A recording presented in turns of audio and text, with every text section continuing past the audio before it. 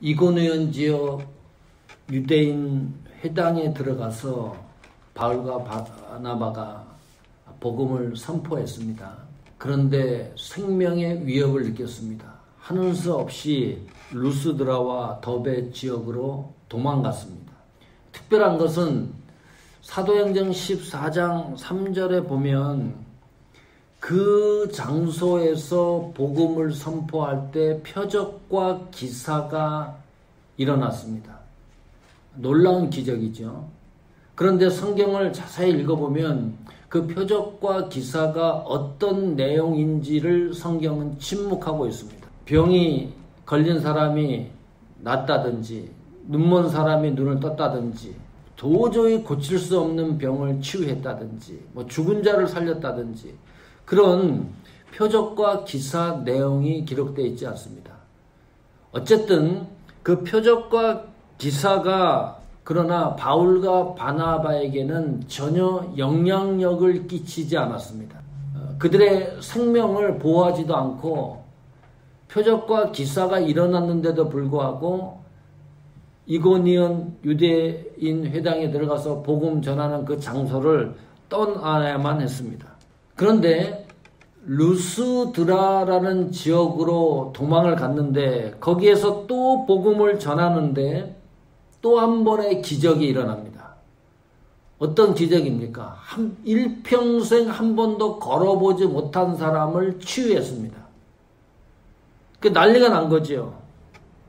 그 상황을 지켜보았던 사람들이 일평생 걷지 못한 사람을 걷게 한 놀라운 기적에 대해서 성경은 세세하게 기록해 놓고 있습니다. 그러니까 이고니온 회당에서 복음을 전했을 때 표적과 기사 내용은 세밀한 내용이 하나도 없거든요. 저희들이 추측하고 상상할 뿐인데 루스드라에서 이 사람을 치유했을 때에는 성경이 세세하게 기록해 놓고 있습니다.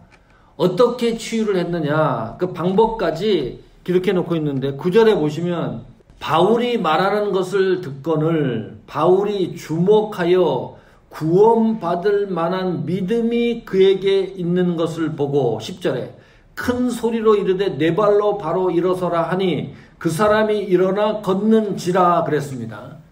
바울이 말하는 것을 듣고 바울이 증거하는 복음의 메시지를 말합니다. 또 하나 그 사람 속에 구원받을 만한 믿음을 바울이 눈치챘다. 직시했다. 특별하지 않습니까? 이 두 가지 요소가 기적을 일으켰던 루스드라 지역에서 놀라운 사건이었습니다.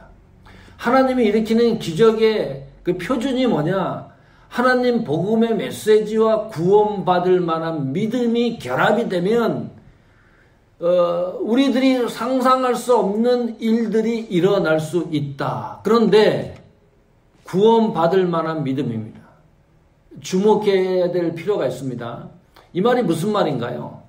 왜 성경이 바울이 말씀을 전하고 그 사람에게 구원받을 만한 믿음이 있다는 것을 바울이 어떻게 인지했을까? 바울이 복음을 전하는 즉시 그 사람이 구원받을 믿음이 생성이 됐을까? 그게 아니라면 바울이 복음을 전하기 전에 누군가에 의해서 복음을 듣고 이미 이 사람은 구원받을 만한 믿음을 가지고 있었던 인물일까? 아니 그것도 아니라면 하나님이 이 세상 창조 전부터 이 사람을 구원하시기로 예정하고 작정한 인물이 아니었을까? 종합해보면 믿음이라는 것은 구원을 효력 있게 하는 믿음이 있다. 그것은 확실한 것 같아요. 이 문장성으로 보면 구원받을 만한 믿음이라고 완벽하게 정의를 내리고 있기 때문입니다. 구속론적인 믿음입니다. 그러나 또 역으로 생각을 하면 구원과 관계없는 믿음도 있을 수 있다. 예수님과 관계없는 믿음도 소유할 수가 있다. 하나님과 관계없는 믿음도 가지고 있을 수 있다. 착각하는 거죠. 그 믿음이 구원에 이른다고 생각을 하는 거죠. 오늘 이 말씀의 토대 위에서 생각을 하면 그런 것을 직시할 수가 있습니다. 자, 주위의 반응이 심상치 않습니다. 바울과 바나바가 어쨌든 걷지 못하는 사람을 일으켜 세웠습니다. 걷게 했습니다. 주위 사람들이 신이 강림했다, 이렇게 인정했습니다. 어떤 신입니까? 제우스, 스스라는 신이 바나바를 보고 그 제우스 신이 강림했다는 거죠. 이 지상에 내려왔다고 이야기를 했습니다. 제우스 신이라는 것은 신 중의 신입니다. 그 당시 사람들이 이 제우스 신을 그렇게 믿었습니다. 최고의 신입니다. 이 자연과 역사 질서를 통괄하고 주관하는 신으로 믿었습니다. 그 바나바를 그렇게 믿은 거예요. 그 제우스 신이 지금 현장에 내려와 있다. 또 이 바울은 헤르메스 신으로 이야기를 했습니다. 험의 신이죠. 우리말 성경에도 그렇게 표현되고 있습니다. 이 헤르메스 신은 지혜의 신인데 이 제우스 신이 16명 자녀가 있는데 그 중에 하나가 헤르메스 신입니다. 이 헤르메스 신은 숫자, 연금술, 알파벳을 창시한 신입니다. 그리고 제우스 신의 뜻을 인간에게 전달해주는 중간자 역할을 했던 신이 헤르메스 신입니다. 그 정도로 격상을 시켜놨어요. 최고의 대우를 해준 거죠. 걷지 못하는 사람이 걸은 것을 보고서 어느 정도 했느냐, 그 제우스 신당을 섬겼던 제사장들이 바울과 바나바에게 와서 제사를 드리려고 했습니다. 그 정도로 대우를 해줬어요. 여러분 생각해 보십시오. 이거 대단한 일입니다. 걷지 못하는 사람을 걷게 했는데 아마 전국구 아니라 세계적인 스타가 될 수 있는 찬스입니다. 바울과 바나바가. 지금과 같은 세상이면요, SNS, 인터넷에 생중계를 했을 거예요. 아니, 생각을 해보세요. 일평생 걷지 못한 사람을 걷게 했습니다. 그것을 인터넷 유튜브로 올려가지고 전 세계에 방송을 했다 그러면 수많은 환자들이 바울과 바나바 곁으로 찾아왔을 거예요. 별의별 환자들이. 그러면 돈을 얼마나 벌겠어요? 기회 아닙니까? 예수 그리스도 주식회사 CEO가 될 수 있는 절호의 찬스가 있었는데 그걸 거부합니다. 그런 현상이 일어났는데 그것을 거부하지 아니하고 자기의 명예와 영광을 가로채는 수많은 그리스도인들의 모형을, 이게 너무 많아서 그런 사례들이 익히 알고 있는 거예요. 자, 14절 15절에 보니까 사도행전, 두 사도 바나바와 바울이 듣고 옷을 찢고 무리 가운데 뛰어들어가서 소리질러 15절 이르되 여러분이 어찌하여 이러한 일을 하느냐, 우리도 여러분과 같은 성정을 가진 사람이라 여러분에게 복음을 전하는 것은 이런 헛된 일을 버리고 천지와 바다와 그 가운데 만물을 지으시고 살아계신 하나님께로 돌아오게 함이라. 이것이 어물쩍 넘긴 사건이 아닙니다. 단호하게 거절했습니다. 신격화 시키는 것을 완전히 차단했습니다. 어느 정도까지 얘기하는 거예요? 당신과 나는 같다는 거예요. 아니, 바울과 바나바가 복음을 전하다가 그 현장에서 걷지 못한 사람이 걸어 나갔는데 그것을 보고서 사람들이 신격화 시키는데 바울, 바나바가 하는 얘기를 잘 들어보세요. 아니다! 당신과 나나 똑같다는 거예요. 놀라운 일 아닙니까? 이 폼잡을 만한 상황 아닙니까? 왜 바울과 바나바는 이렇게 말씀을 하고 있는가요? 그것을 철저하게 차단시키고 있는 것일까요? 이유는 단 한 가지입니다. 바울이 늘 가슴 뜻깊게 생각하는 것이 있습니다. 하나님 뜻대로 부름받은 사도라는 인식입니다. 그리고 내 신분이 예수 그리스도의 종, 노예라고 하는 사실을 일평생 잊지 않고 있기 때문입니다. 그 선을 넘지 않고 있기 때문입니다. 그래서요, 바울이 복음을 전하다가 도망갈 때도 노예의 신분을 유지합니다. 복음을 전할 때도 노예의 그 신분을 잃지 않습니다. 가장 잘 나갈 때, 가장 파워가 있을 때, 표적과 기사가 일어나고 기적이 일어나고 거기에 있던 모든 사람들이 발칵 뒤집힐 정도로 신이 강림했다고 얘기하는 그 순간에도 노예의 신분을 계속 유지합니다. 이것이 예수 그리스도 제자의 자세입니다. 그 신분을 늘 위아래로 왔다 갔다 하지 않고 평형 감각을 유지해 가는 거죠. 그러지 않고는 이런 고백을 할 수가 없습니다. 다시 왔던 지역을 다시 이제 돌아갑니다. 이고니온 지역 유대인 회당에서 복음을 전하다가 루스드라와 더베 지역으로 갔다가 다시 21절에 보면 복음을 그 성에 전하여 많은 사람을 제자로 삼고, 제자라는 말이 많이 나와요. 사도행전 14장에. 그냥 구원받게 했다는 게 아니고 완전히 예수 그리스도의 사역자로 만들었다는 뜻입니다. 제자로 삼고 루스드라와 이고니온과 안디옥, 그러니까 처음 선교 여행을 출발했던 지역으로 다시 돌아갑니다. 그리고 22절에 보면 이런 결론을 하나 냅니다. 제자들의 마음을 굳게 하여 이 믿음에 머물러 이 믿음에 거하라 권하고, 또 우리가 하나님 나라에 들어가려면 많은 환난을 겪어야 할 것이라 하고 그랬습니다. 여기 주의 깊게 보십시오. 믿음에 거하는 것과 또 믿음을 굳게 하는 것을 선교 여행에 보고를 하면서 제자들에게 그 사실을 분명하고 확실하게 했습니다. 그 다음 구절에 보면 하나를 더 첨가했습니다. 하나님 나라에 들어가려면 많은 환난을 겪어야 할 것이라.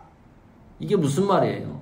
환난을 겪는 것이 하나님 나라에 들어가는 조건, 필수적인 조건이다. 환난을 겪지 않으면 구원받을 수 없다. 그런 말은 아닙니다. 그러나 하나님 나라에 들어가려면, 제자라면, 성도라면, 신자라면 환난을 겪어야 하는 일들이 필연적으로 발생한다. 그 말입니다. 이 말씀에 동의합니까? 유쾌하지 않은 복음이에요. 이런 복음을 들으면 별로 신통치 않게 생각합니다. 그리고 거부하고 싶습니다. 환난이라는 것이 우리 육체적인 환난일 수도 있고, 또 성경적인 환난이라고 하는 신약 성경의 개념은 큰 바위 밑에 생명체가 서서히 죽어가는 거거든요.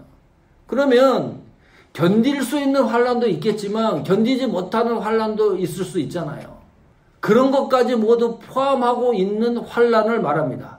지금은 우리가 느끼지 못하지만은 기독교 역사에 보면 그런 생명의 목숨의 턱까지 올랐던 그런 환난의 순간순간들이 많이 일어났었습니다. 자, 이 말은 무슨 말이냐면 하나님 나라에 들어가려면 많은 환난을 겪어야 한다는 이 말은, 그 환난은 하나님 나라와 연관성이 분명히 있다는 말입니다. 다시 말하면 예수 그리스도의 제자로서 사역과 헌신과 하나님 복음을 전하다 보면 그런 환난을 경험하게 된다는 말입니다. 다시 말합니다. 이 세상이 주는 환난이 아닙니다. 어려움이 아니에요. 늘 얘기했죠. 사업을 실패하고 직장을 잃고 병이 들어서 지치고 힘드는 그런 고난이 아니라, 여기서 말하는 환난은 자연재해도 아닙니다. 지금 수요 우리 기도회 때 매튜 선생님과도 잠시 나눴지만 지금 코비드-19도 문제지만 세계가 복잡합니다. 남아시아, 네팔, 방글라데시 그쪽이에요. 물난리가 나가지고 방글라데시 같은 경우는 3분의 1이 잠겼다 그래요. 그 예보를 보니까 한 40%까지 잠길 가능성이 있다 그래요. 우기철이 9월달까지니까. 중국은 또 어때요? 댐이 폭발하려고 그럽니다. 러시아, 시베리아 숲이 100군데 이상이 불에 타고 있습니다. 40도가 넘는데요. 이 너무 더우니까 별의별 일들이 다 일어나요. 또 북아프리카 이집트에서 시작된 메뚜기 떼가 이리저리 왔다 갔다 하죠.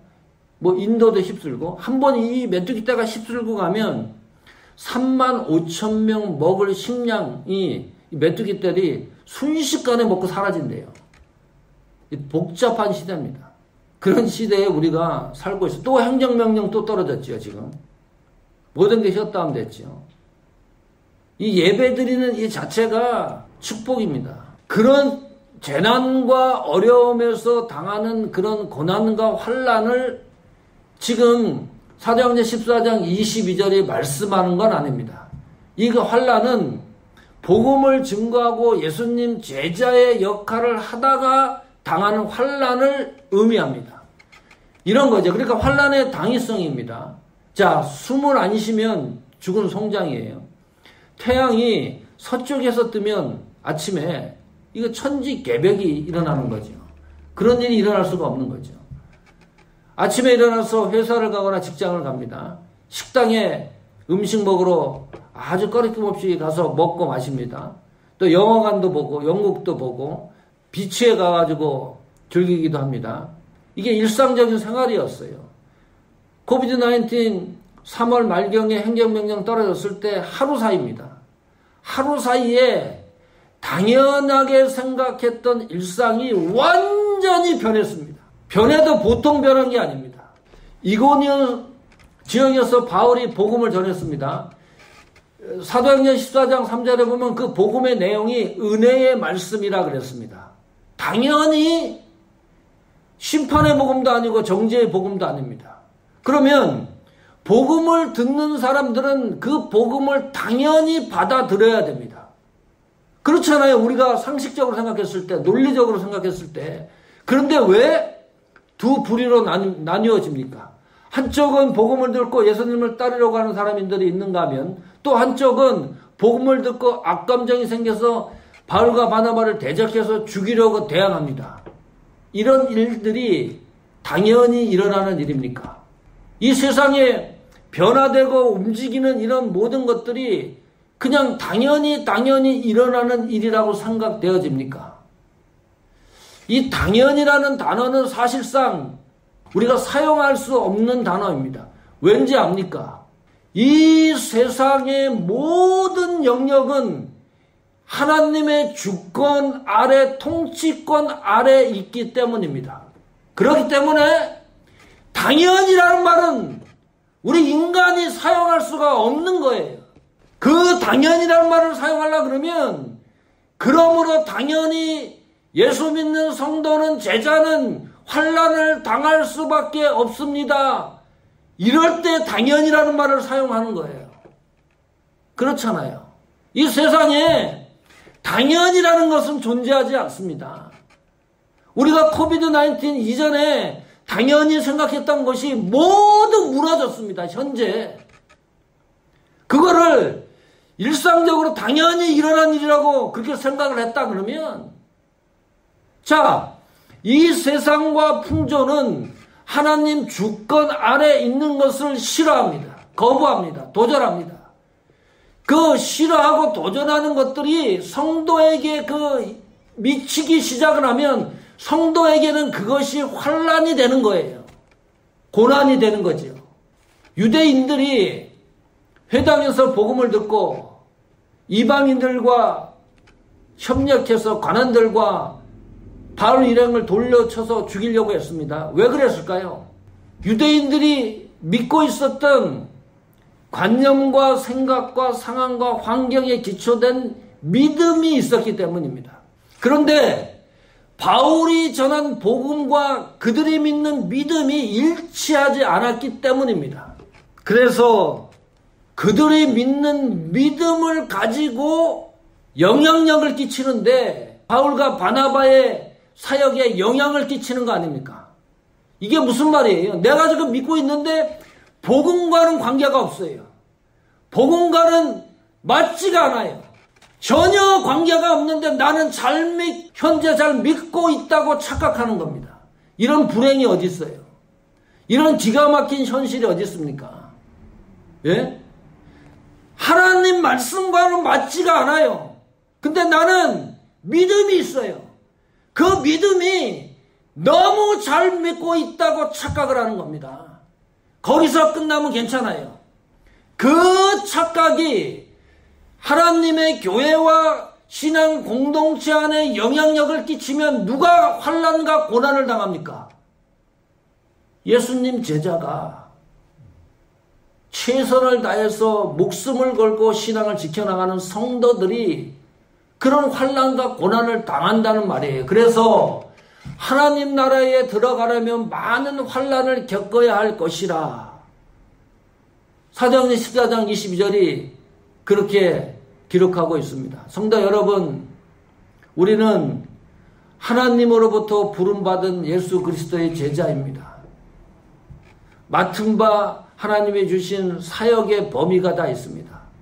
한 가지 분명한 것은 그러나 우리는 그리스도의 신분이 예수 그리스도의 종이입니다. 예수 그리스도의 노예입니다. 이 범위 사실에서 벗어나지 않는 은혜가 역사가 여러분 사역 속에 생애 속에 넘치기를 간절히 축복합니다. 그리고 하나님 나라에 들어가려면 겪는 신앙과 사역을 통해서 겪는 고난과 환난이 있다 그러면 당당하십시오. 지치지 마십시오. 쓰러지지 마십시오.